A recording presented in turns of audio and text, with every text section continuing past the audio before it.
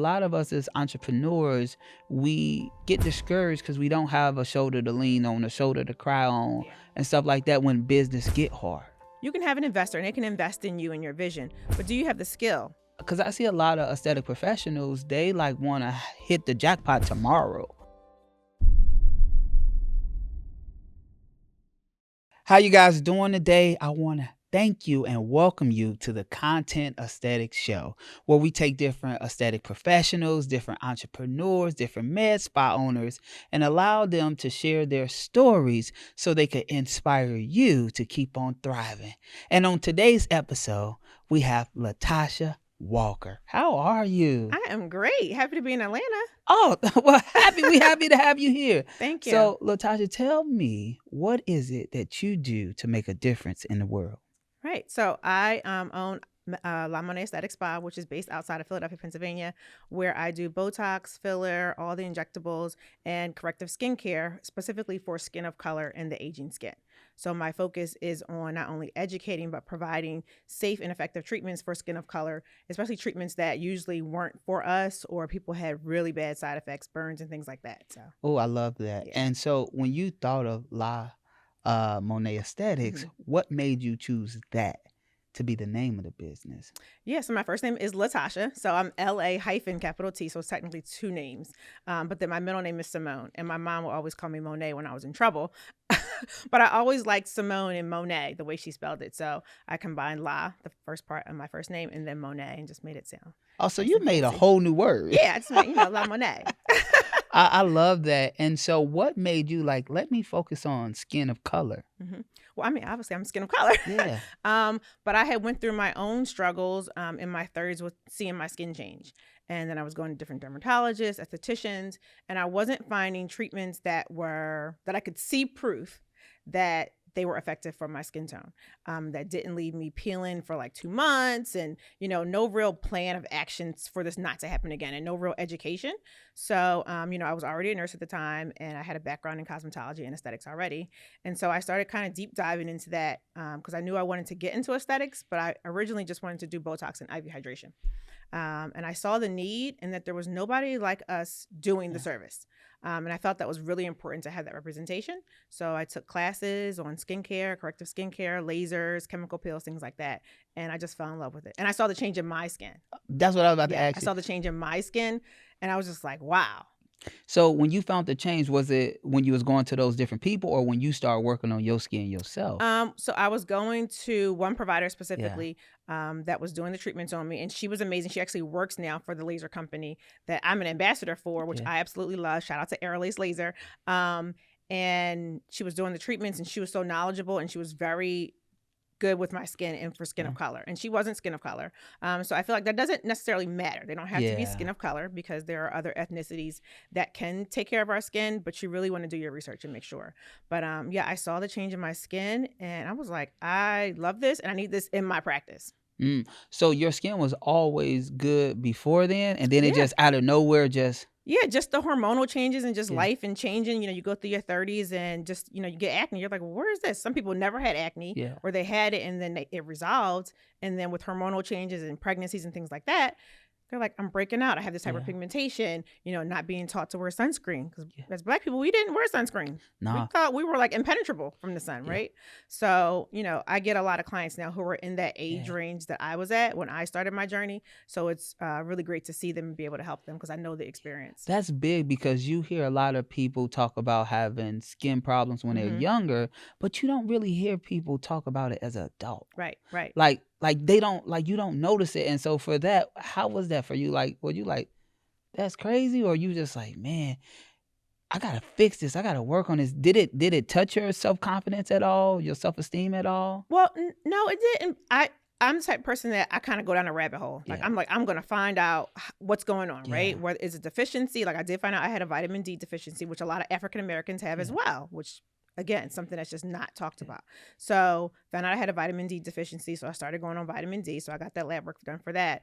And then I just kind of went down a rabbit hole of what can I do to correct this? And then I saw the commonality, but then didn't see a lot of people that were fixing it. And then the people that were fixing it were, dermatologists, which are great, but then a lot of them didn't do the aesthetic portion in their practice. So they're just, giving the medications and things like that. And sometimes people aren't getting the full result because then they need the aesthetic services too, like microneedling, chemical peels, right? Yeah. So I was like, well, I can combine these two and work with dermatologists or be an asset to them and offer these other services. And I am a medical provider as well. I love that because they say us as entrepreneurs, all we are problem solvers. Right. So you seen a problem and you said, let me see how I can solve it, make a change, make a difference, which is big. You was born and raised in Philadelphia. Born and raised in Philadelphia, right outside Philadelphia in Monae. Well, it's in Philadelphia. Philadelphia has lots of boroughs. So I was born and raised in Monae. So it's a very diverse area of Philadelphia. You can have mansions across the street and then have Section 8 across the street, but doesn't look like it because it's a nice neighborhood. So very diverse. Did you come from like a family of entrepreneurs or were you first time? No. Tell me about it. First time. So I am the oldest of 5 and the only girl. So I was second mama. No, my mom stayed at home. My dad worked. I had a cousin who did hair. She was a cosmetologist, doing it out of her house, things like that, and then worked in a salon. So looking back at it now, she was an entrepreneur, right? I think we took a lot of that for granted back then when people were doing things. No, they are an entrepreneur. So I had my cousin, but I always wanted to go into medicine. So I kind of deviated when I had my daughter and I got into aesthetics because that was easy, became a cosmetologist. But I took full advantage of my certification because as a cosmetologist, you're licensed in hair, skin, and nails. So I think a lot of people don't know that. So they just do hair. Yeah. There's a small portion. Most of it is hair, but you're still licensed to do skin, right? So when I started, back then it was walk-ins. So you just sit at the shop all day and whoever come in. And so I would take the old lady that wanted a roller set, do somebody's nails, do some waxing, do a press, do a relaxer. I did everything. I had to take advantage of the skills that I have till I built my book. And so that's why transitioning to aesthetics was easy for me. I wasn't just behind a chair doing blow dries and weaves. I was doing everything. So was that a big transformation, like going from like sitting there waiting for walk-ins to like now in your business, you got to make the people come and see you? Yes, I definitely see the difference. And I think I approach going into aesthetics at this stage the way I was back then, right? Like the people are going to come. It's a totally different world. This is the early 2000s. People were still just walking down the street and walking into a barbershop. You got any walk-ins? Can somebody take me? I got somewhere to go tonight. Can I get a press and curl? Now you have to put yourself out there, right? And so I learned, I don't want to say the hard way because as an entrepreneur, it's just all a learning experience, right? Yeah. So I was posting before and afters and doing those things and it was slow. I noticed when I got in front of the camera, people were coming in. And I was like, why y'all want to see me? Yes. Right? So I definitely noticed the shift in how to attain clients. What was your mindset like? Because that's a big transformation, right? Yeah. I still see some providers, they still stuck in that old way, stuck like, oh, I'm just going to wait around. I'm just going to use referrals only, or I'm just going to sit here and they're going to find me. Like, what was that light bulb? Like, oh no, I got to get in front of this camera. I got to get out here. I got to go get it. Right. I think it's just being open to learning, right? Yeah. And realizing what's not working, seeing what other people are doing and trying something new. Like I love being in a new space where I feel uncomfortable, like, cause I know I'm growing. Right. So I did, content classes. I did all those things to learn how to create my own content and find out like trending reels and things like that and make it work for my niche. Yeah. Right. And then I just fell in love with it. I was like, oh, this is fun. Yeah. Yeah. I love it. So balancing work and motherhood, how was that in the start for you? Like, how were you able to balance, if there was a balance? Right. So, well, I think there's no such thing as balance. We try to get to that. But even as a nurse, I've always had a hustle spirit, right? Yeah. So even as a nurse, I worked 2 and 3 jobs. So it was nothing for me to be working 100 hours a week. That's what I always did. 100 hours a week. Yeah. I think if I sit down and not work, I'm going to die. That's just me. People always tell me, you can't sit still. I'm just always going. My mind is always going and thinking of new things to do. So the difference is being an entrepreneur, it doesn't stop, right? I'm working 3-4 jobs as a nurse, right? In school, getting another degree. But when I come home, I'm done, right? I did on my chart. My patients are at the hospital. I'm done. Entrepreneur is not like that. You come home, you have a chart and you're trying to think of the next new thing to do. What are your offers for next month? Yeah. Like, how can you improve? So it's constant. And then going to trainings and always learning. So that is where I had to learn to balance, right? So when you left the salon, in a sense, did Mhm. you go and get a suite? Did you thug it out your house? Like, how did you start your aesthetic practice side? Yeah. So I had started taking classes in 2019. Yeah, At the time, I was working in the operating room, and then I was also working at doing like a contracting nursing job as yeah, well. So I had a lot of leeway with that job. Um, And then I started working with a girl. She was doing like body contouring. She yeah, was doing mine because I had had surgery. So she was doing mine. I was like, oh, this is cool. I want to do this. I thought it was a nice, easy segue for something non invasive to get people in because everybody was doing that. yeah, And then COVID happened. So I kind of got stuck where we couldn't do anything.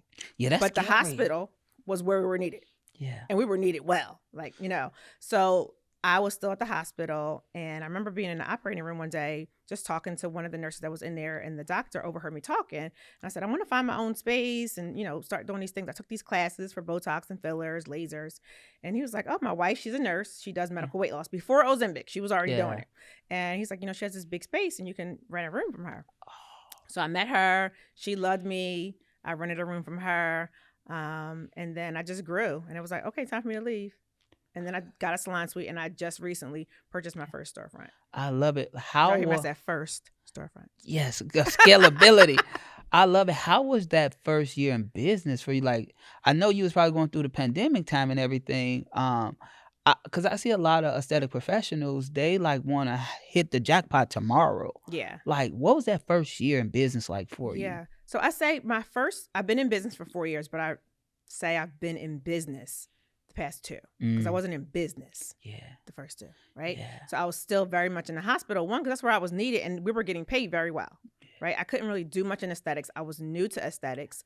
People still had to wear masks, so I couldn't do Botox and fillers, but I could do body contouring because everybody was going and getting their body done and they yeah, needed post-op care. So I leveraged that and did a lot of body contouring a lot, right? And then it was, oh, you do Botox and fillers. Oh, you're a nurse. All those things. So I had my clientele already there, and then I just transitioned them over to my other services once, some of the restrictions came down. But I wasn't in business. I still had the mindset of back when I was in a salon. I wasn't looking at my back end. It was just if clients come, they come. I really wasn't worrying about revenue because I had a great nursing job. I was making good 6 figures. So if I didn't have clients, it's okay. My nursing job can pay this laser bill, right? So I wasn't in business, yeah. right? When things slowed down with COVID and the restrictions lessened up and I could do more, I was like, wait, I don't know what the heck I'm doing. I'm just doing this thing, but I'm not running a business. Yeah, And so then that's when I took classes, yeah, made sure I had all the things that I needed legally because I still am a medical provider in my state to do what I'm doing legally. And then learning the back end of my business, right? And then that's when I got a coach, and then it just steamrolled. So I say I've had my business for 4 years, but I've been in business for 2. So what would you say to the aesthetic professionals that's just getting started but think they need to hit the gold pod, the gold mine, the Right. pot of gold now? Like, what would you say to them? It's not going to happen that way. I say, even because I've had people ask me like, well, what if I get an investor to start out? I'm like, Yeah, well, you can have an investor and they can invest in you and your vision, but do you have the skill? You still need the skill. Can you retain those clients? Because your investors aren't retaining your clients. So there's still a lot you need to know as well going into it. And it's not going to happen overnight because this is a business where you have to nurture your clients, right? They have to trust you. I've had clients follow me for a long time before they come in, and they come in and they're like, I feel like I know you already, yeah, right? And then for me, it was, that's great, but why did it take you so long? What am I doing that it took you that long to make this decision? And sometimes it is finances, yeah. and that's fine. But is it something that I'm missing that I wasn't providing you for you to come in a little bit sooner or even have a call, right? A consultation or something. So nothing's overnight at all. And you always are reinventing the wheel constantly. I love that. And so, as an entrepreneur, sometimes they'll see us on social media and think that we got it all together. Like, and what would you say? Like, what was a big struggle? Like, one of a big struggle probably in your business that you had to overcome. What was that like for you mentally, and how did you overcome Right. it? Well, so I want to touch on something that you said about people think that we have it all Yeah, together. So I just want to remind people because I think transparency is so important. And I think a lot of people are being led astray into thinking like, I can go into aesthetics and I'm going to have all these things. yeah, I have a Range Rover from yeah, being a nurse. I yeah, told y'all that I worked 3 and 4 jobs. I had the things already, yeah, right? So these things are things that I already had. yeah, Because if I didn't, I'd be driving a Honda because everything's going into my business, right? yeah, Because I know the importance of that. So I think people just see like, oh, she has these things. I already had them. I was already working. And I still worked my nursing job in my business for a long time, right? Until I prayed about it and I said, God, this year I'm going to be done. God ended it a little bit sooner than I wanted, but I was like, I'm going to be obedient. You told, okay, I'm just follow. But I just want to be very clear on that and don't look at the things somebody has because you don't know how they had it. You don't know if they have those things because of their husband, if they already had it. It may not be because of their business. You don't know if they have an investor. So I think that's really, really important because people are really getting jaded by that and seeing the things. A struggle that I had, I think for me, I make a joke about it now, but I say I traded buying pocketbooks and things for buying devices. Break that down. So, when I was a nurse, I was making, 6 figures. It was fine, right? So I was buying all the things, right? And then I got into business and it was like, okay, I'm not buying those things. I'm going to buy all this stuff. Yeah. Not knowing how to sell it, right? I have it, they will come. It doesn't work like that, right? And so these devices, I have $100,000 plus devices. I have 3 of them. I call them my 3 little houses.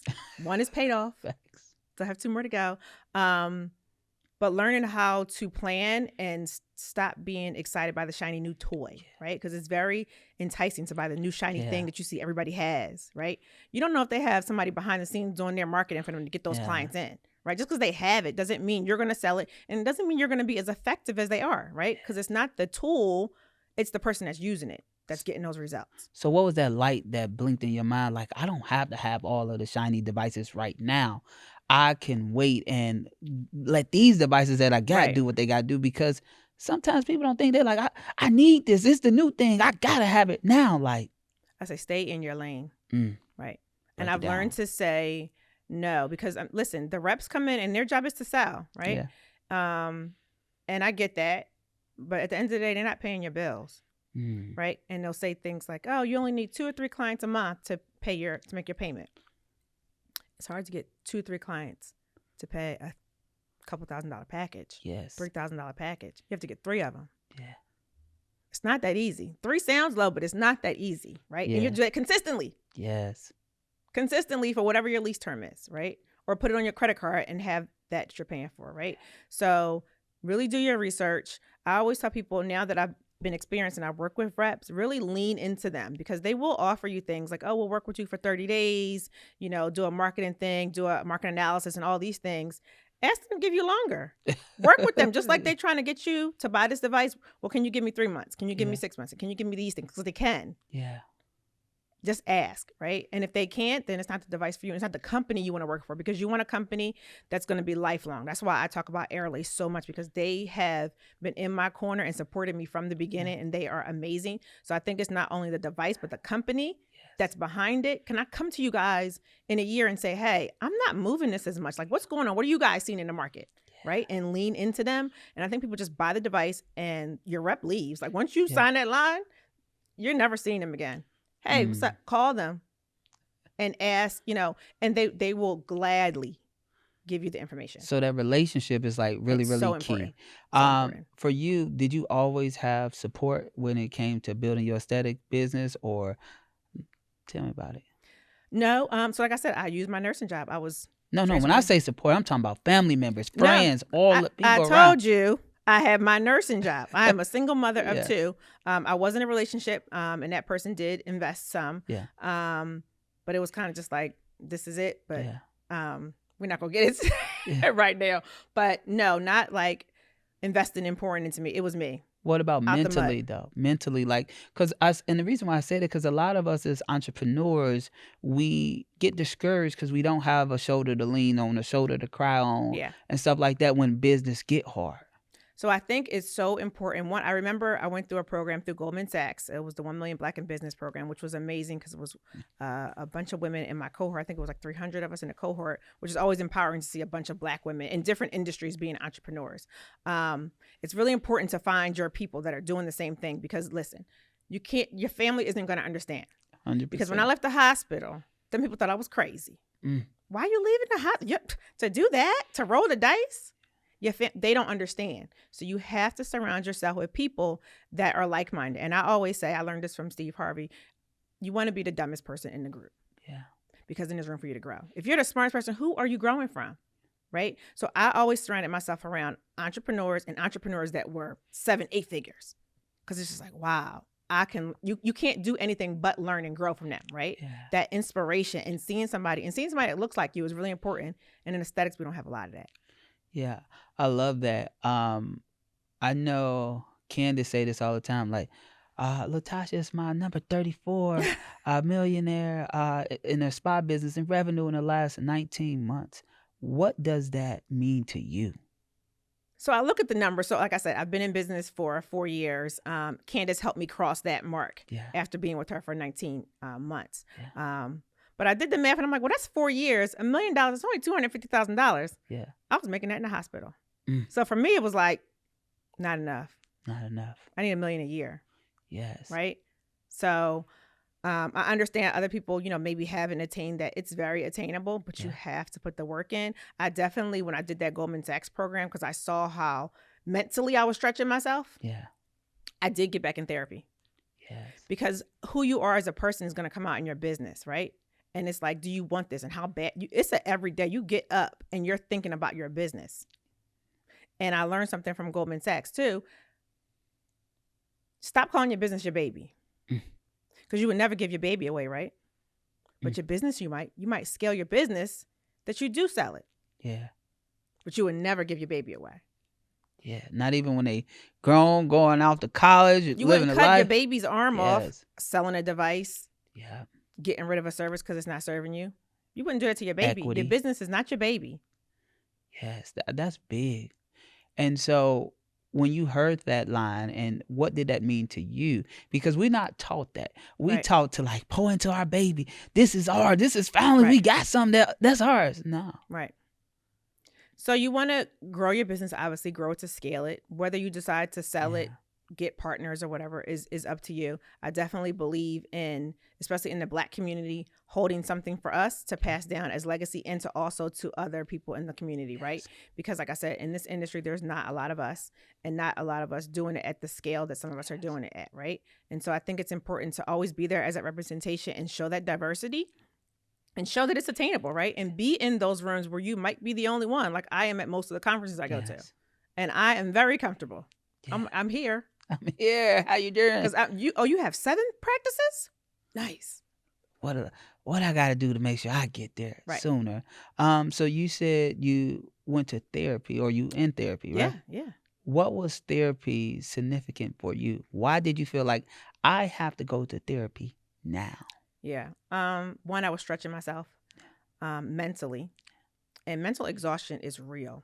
I think it's more exhausting than physical exhaustion. Yes. Right. And I wanted to know, as I was growing and scaling, what type of leader I wanted to be. Right. And so I don't call my now employees that I have employees, they're my teammates. Right. Yeah. And I want them to feel like they're a part of something that I'm envisioning and growing. Right.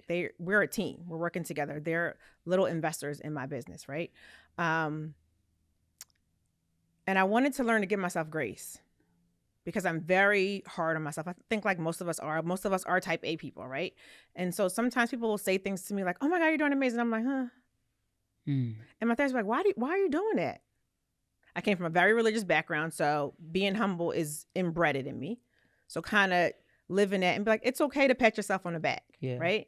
And so I had to learn that, because if you don't give yourself grace, who will? You're going to drown. You're going to drown. You're going to be constantly chasing that hamster wheel, right? And never feeling like you've done anything and feel like you can always do better, which is fine. But also sometimes sit back in what you've done and be like, wow, I did that. And be proud of yourself. How long in therapy did it take you to realize that it's okay to give yourself grace? And the reason why I ask is because as an entrepreneur, 14 years, I left my 9-to-5 in 2010. So I've been creating content for the last 14 years. Wow. And I say the biggest thing for me was giving myself patience. I didn't have patience. I was in a race, but I was racing against myself. Because you were Aries like me. Yeah. So it's like, and it was like I was in a race, and it's like, oh my gosh. So today in life, I say, I give myself patience. That was the biggest thing I learned. And so how long did it take you in the therapy, learning that and embodying it? We can learn some, but we also got to embody it. It's a day-to-day struggle. Yeah. And I don't say struggle, but it's a day-to-day effort to be conscious of that. Because I'm very trigger happy. Yeah. I like to just buy the new thing and I'm going to figure it out later, right? Yeah. I will enroll in school tomorrow. and not have a plan and just get it done. I've always just been a get it done. I'm a make it work person. But you can't do that in entrepreneurship, but so many times, right? Because you will suffer and you will drown your business. So it's every day, but I'm getting better and better every day. And, that self-talk, I'm like, no, you're doing amazing. You're doing great. Keep going. But sometimes take a breath. Yeah. Because if you don't breathe, you're going to suffocate. Yes. If you can name one superpower that you have, what would it be and why? Taking action. Yeah. Like I said, I'm trigger happy. So if I see something and I know I can do it, I'm going to do it. I love that.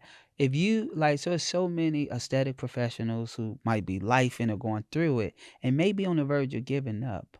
I want you to look into this camera and I want you to say something that might can help them and encourage them to keep going. So if this is your dream, your goal to get into aesthetics, to be a beauty or spa pro, life is going life and it's going to continue to do that. But if this is your true passion, you have to see it through, right? This isn't your baby. This is something that you and only you can see, right? And envision in your mind. So you're going to have the naysayers and people not believing.